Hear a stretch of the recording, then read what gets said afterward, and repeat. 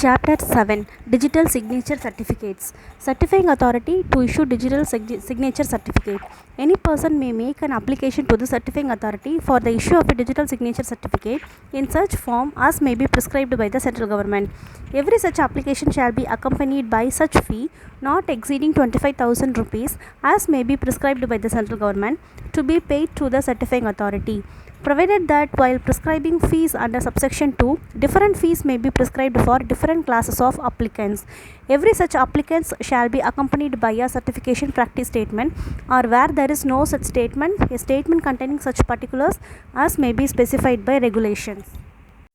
On receipt of an application under subsection 1, the certifying authority may, after consideration of the certification practice statement or the other statement under subsection 3, and after making such enquiries as it may deem fit, grant the digital signature certificate or for reasons to be recorded in writing, reject the application,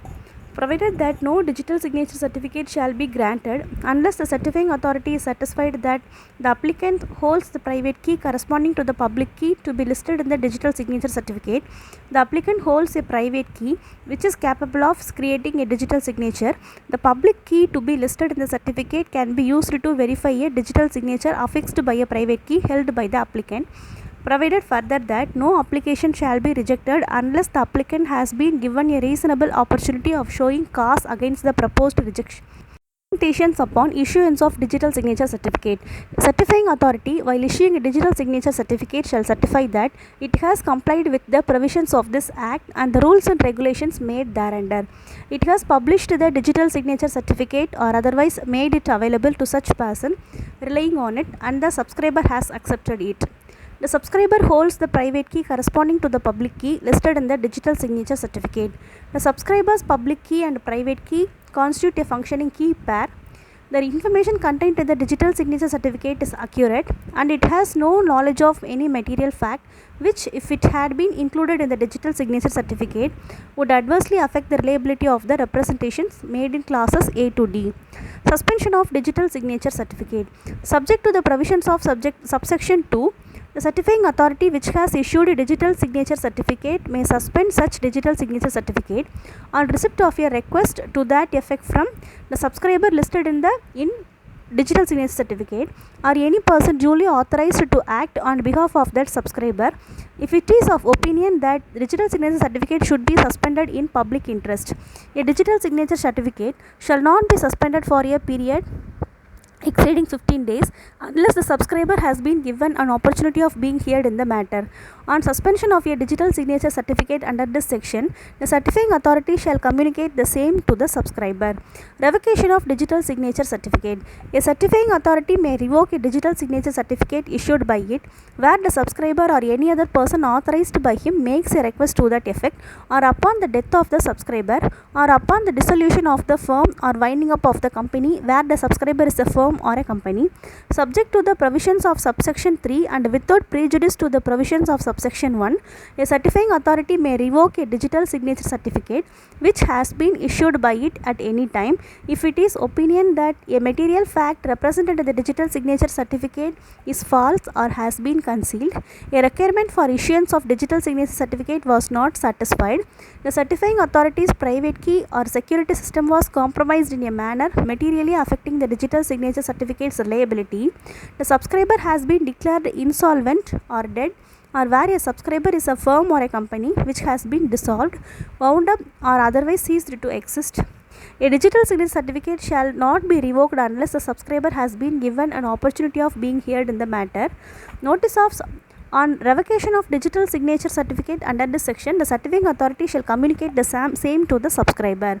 Notice of suspension or revocation. Where a digital signature certificate is suspended or revoked under section 37 or section 38, the certifying authority shall publish a notice of such suspension or revocation as the case may be in the repositories specified in the digital signature certificate for publication of such notice. Where one or more repositories are specified, the certifying authority shall publish notices of such a suspension or revocation as the case may be in all such repositories. Chapter 8 Duties of Subscribers. Generating key pair. Where any digital signature certificate, the public key of which corresponds to the private key of that subscriber, which is to be listed in the digital signature certificate, has been accepted by a subscriber, then the subscriber shall generate the key pair by applying the security procedure. Acceptance of digital signature certificate. A subscriber shall be deemed to have accepted a digital signature certificate if he publishes or authorizes the publication of a digital signature certificate to one or more persons in a repository or otherwise demonstrates his approval of his digital signature certificate in any manner. By accepting a digital signature certificate, the subscriber certifies to all who reasonably rely on the information contained in the digital signature certificate that the subscriber holds the private key corresponding to the public key listed in the digital signature certificate and is entitled to hold the same. All representation made by the subscriber to the certifying authority and all material relevant to the information contained in the digital signature certificate are true. All information in the digital signature certificate that is within the knowledge of the subscriber is true. Controller of private key. Every subscriber shall exercise reasonable care to retain control of the private key corresponding to the public key listed in his digital signature certificate and take all steps to prevent its disclosure to a person not authorized to affix the digital signature of the subscriber. If the private key corresponding to the public key listed in the digital signature certificate has been compromised, then subscriber shall communicate the same without any delay to the certifying authority in such manner as may be specified by the regulations. For the removal of doubts, it is hereby declared that the subscriber shall be reliable till he has informed the certifying authority that the private key has been compromised. Chapter 9 Penalties and Adjudication. Penalty for damage to computer system, etc. If any person without permission of the owner or any other person who is in charge of a computer system or computer network accesses or secures the access to such computer system or computer network, downloads, copies or extracts any data, computer database or information from such computer system or computer network, including information or data held or stored in any removable storage medium, introduces or causes to be introduced any computer contaminant or computer virus into any computer system or computer network, damages or causes to be damaged any computer system or computer network, data, computer database or any other programs residing in such computer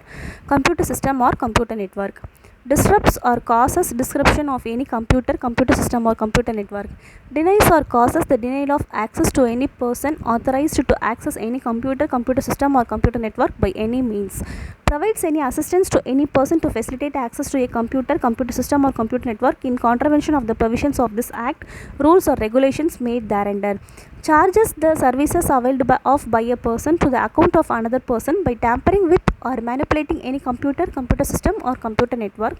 he shall be liable to pay damages by way of compensation not exceeding 1 crore rupees to the person so affected.